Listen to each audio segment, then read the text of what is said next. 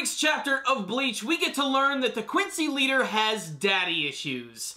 Extreme daddy issues. The kind that I don't think normal folk would ever be able to understand. Because, you know what? The Soul King. The Soul King is the Quincy leader's dad. It's his father. I'm not sure if he means this in a literal sense or if he's like, oh, you're God, so like, you're my father. All I know is, what the hell? This week's chapter blew me away with how ridiculous it was. And it was a real simple chapter. It opened up with the Quincy leader just destroying everyone.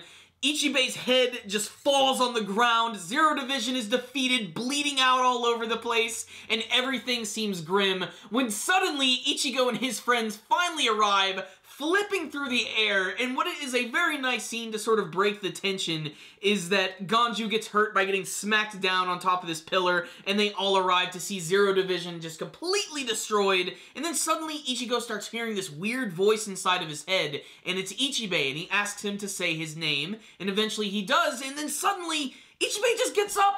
He's fine. He was just completely cut to freaking hundreds of pieces, and yet he's fine. And that's because of his special ability, which allows him to draw from the power of darkness. Whenever something has a name, he can draw from it. He drew a little bit from Ichigo, thus he was able to come back, which, that's a pretty freaking extreme ability. You gotta look at how much he was destroyed in that battle. Not only was he decapitated, but just he was cut up into 100 little pieces. It's ridiculous. So, it was an insane part. One, I'm really glad that Ichibe is back. He's an amazing character, and when he did come back to life, I was like, alright, he's gonna make a big comeback. But apparently he's going to be passing on the torch to Ichigo and his friends to stop the Quincy leader from destroying the Soul King, because, of course, the death of the Soul King will result in the destruction of Soul Society, Hueco Mundo, everything, Earth, everything is destroyed. This is going to be universe-destroying shit. So it's up to Ichigo and his friends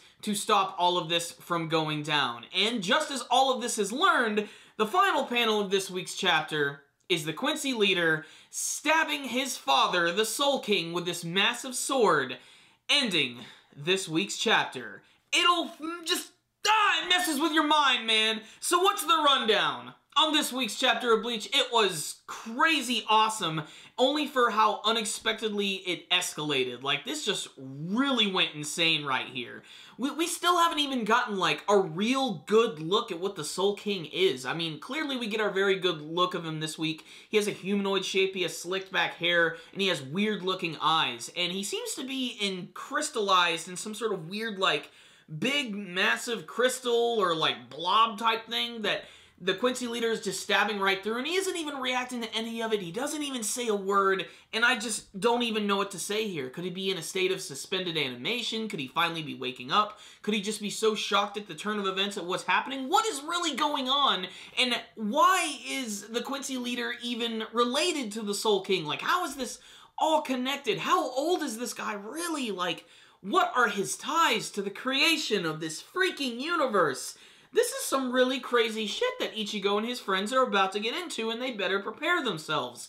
And I'm not sure if we're getting close to the ultimate climax of the series, or if this is just something that's going to also build towards that, but damn, I'm excited, and Ichibe is back. That is freaking awesome. So I thought this was a pretty good chapter. The artwork, I thought was really good and very brutal at the beginning, especially with the Quincy leader just walking towards Ichibe's decapitated head.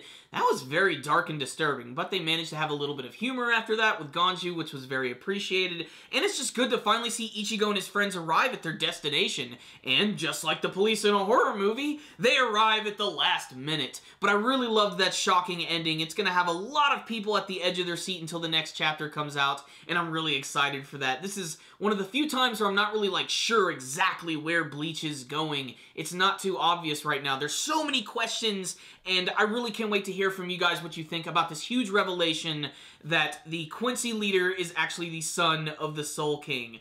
So shit about to go down. This week's chapter was a 5 out of 5. Check it out, Bleach fans. It was pretty awesome. We could be getting close to the climax of the entire Bleach series. Thank you guys for watching my review. If you liked this video, please give it a thumbs up. And before you guys leave, please tell me what you thought about this week's chapter of Bleach. What did you think about the ultimate revelation that the Soul King is the father of the Quincy leader? Is this just a metaphor? Is he actually his biological father? What do you want to see from the rest of the final arc of Bleach? Remember guys, if you have not subscribed to our channel, you can do that by clicking on the channel icon right up here. You can also follow us on Facebook and on Twitter.